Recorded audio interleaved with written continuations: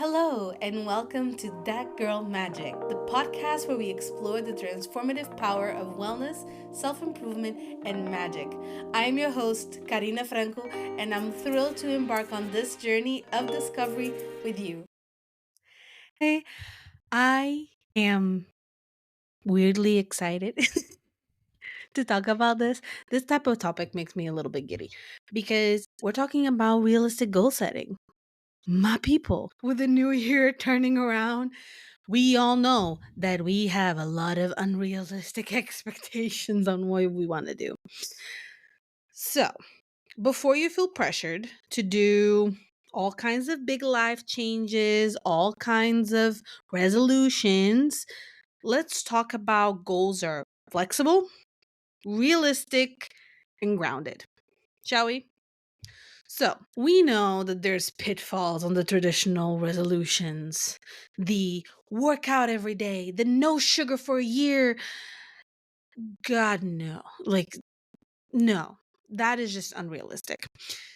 I actually had a conversation with owners of gyms before where they literally have stated most people, what they do is that they say, I'm going to work out this year. So they get themselves into a gym at the beginning of January. And then by the time end of February comes in, around half of them have quitted. By February, a third of that has quitted. So by the end of June, only around 1% of the people that joined in January are actually still actively going in June. Yikes. Why is that?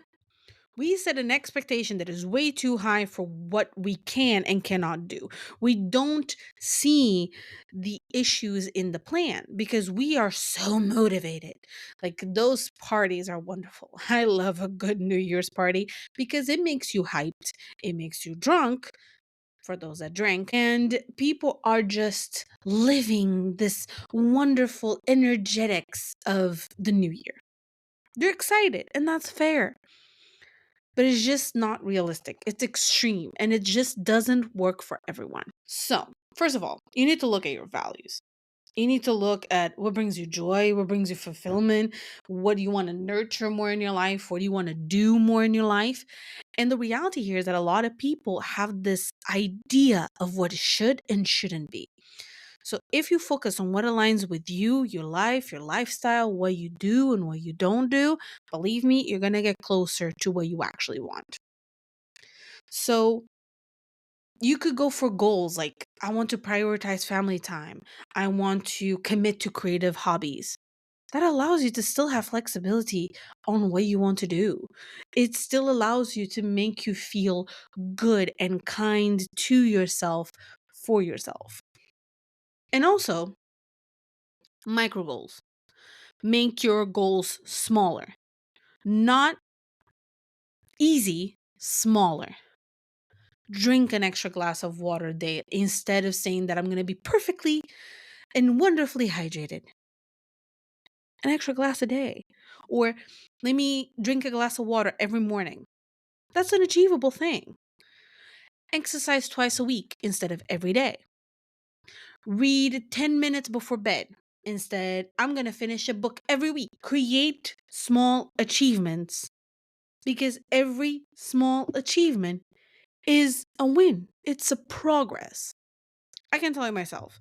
For me, saying to read 10 minutes a day, it's not just doable, is absolutely a must. It has become part of my routine. I can easily, on a day off, smash an entire book.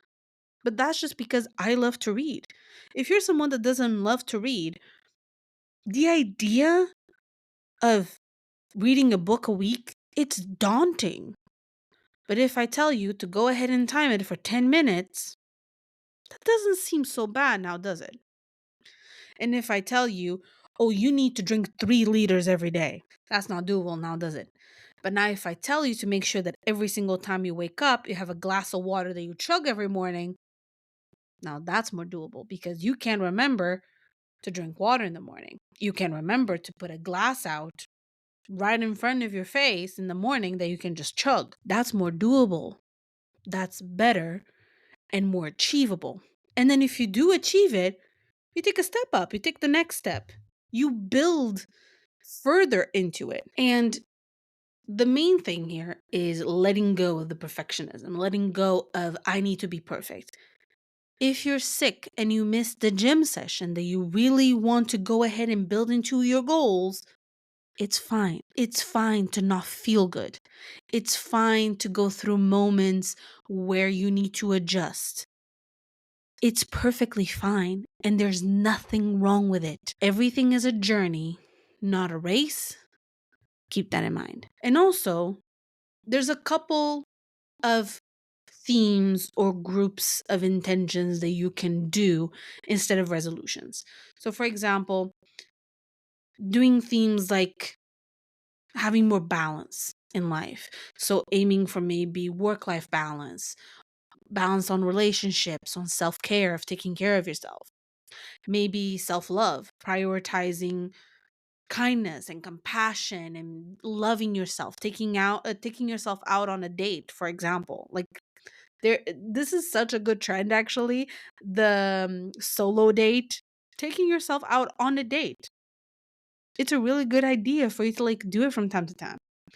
Or even another theme could be exploration, trying out new things. It could be in career and hobbies and travel. Maybe one of your goals could be I really want to do travel somewhere, even if it's on a budget. But you could do that, you know? You could set yourself to do that more than going on this big vacation. And travel does not have to mean to a different country. You could literally decide, you know what? I want to explore my city, because maybe you don't know how your city looks like everywhere. So you decide to just go for it and explore your own city. So, shall we continue? I think so. We are going to the prompts. So let's go ahead and do a couple of journaling prompts for this moment. So, what are you what are my core values and how can I honor them this year? What's one small habit that I can start to support my growth? How can I be flexible with my goals and let go of perfectionism? What theme or intention would guide me best this year? So now we plan. So let's do an action plan. We are going to pick 1 to 3 micro goals for you to go ahead and do. Okay. The good thing about 1 to 3 is that it still keeps it small enough that you're able to achieve it. Also, set a monthly check in. Beginning of the month or end of the month, check in on how you're feeling, how your progress is going, and make adjustments to how it's going. And also celebrate the little steps that you take towards it. Okay, let's imagine that your goal was to go to the gym 2 times a week. You're still not there yet at the 2 times a week, but you're going for sure in that one specific day of the week because you have nailed in that schedule.